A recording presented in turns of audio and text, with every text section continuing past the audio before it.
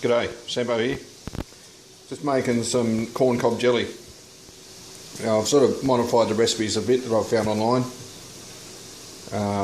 Mainly because I've been able to work out I can get by with a few less corn cobs and end up with a bit more broth. So what I've got here is 8 corn cobs. I've broken them in half. They're in 4 litres of water. That's a bit over a US gallon. And I'm going to bring that to the boil and keep them at the boil for 40 minutes. And that'll reduce that broth down to about half, a little bit more. This is a batch I've done earlier. You can see it's a nice golden colour. And the next step from here is add sugar and keep it cooking like you normally would with the jam. So I'll be back later on with that. So I've got my lids, bringing them to the boil. I've got my corn cob broth there. I'm just heating that up at the moment. I've got some lemon juice there. That's from about 4 smallish lemons. And I've got 2 kilograms of sugar. So I've got 2 litres of broth, 2 kilograms of sugar. Now the beauty about metric is that 2 kilograms of sugar weighs exactly the same as 2 litres of broth. How about that? So anyway, for Americans, 2 litres is a bit over half a gallon. 2 kilograms is about 4.5 pounds. Now it's not just ordinary sugar. That's jam setting sugar. This is got pectin added. There you go, 0.7% pectin, and it's also got citric acid added. It's designed especially for making jam. So add my lemon juice.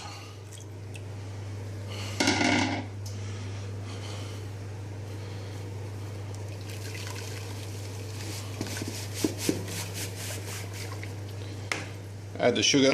Now all I got to do is bring this to the boil and keep it boiling until it reaches a gel point, which you would have seen in the other videos. I'll show it off again. So I think it's really important. Anyway, I'll be back a bit later on. Alright, we're at the 40-minute mark now.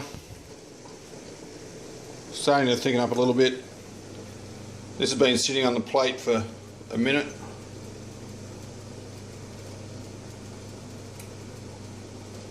Still not quite thick enough. I'll give it another 10 minutes. Now, while my corn cob jelly's cooking, I'll sort of show off a little bit. Here I'm trying. I've got a beast in my kitchen. It's growing. I have to feed it every day. It's a savage beast. Careful, careful. Leave a comment if you know what this is. I'll give you a hint.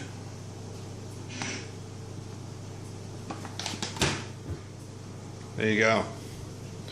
Like I said, that's a savage beast. And it's just going to keep growing bigger and bigger. The more I feed it, the bigger it'll get. Alright, I've been cooking for 50 minutes. It's been sitting on a cold plate. That's what I want to see. Wrinkles up nicely.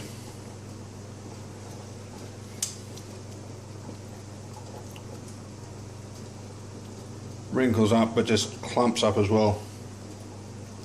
So that's going to set up nicely in the jar. Just have a look at that.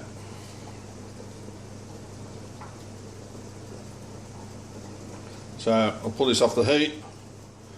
I'll get it bottled up. Alright, as always, hot jam and jelly goes into hot jars, hot sterile jars.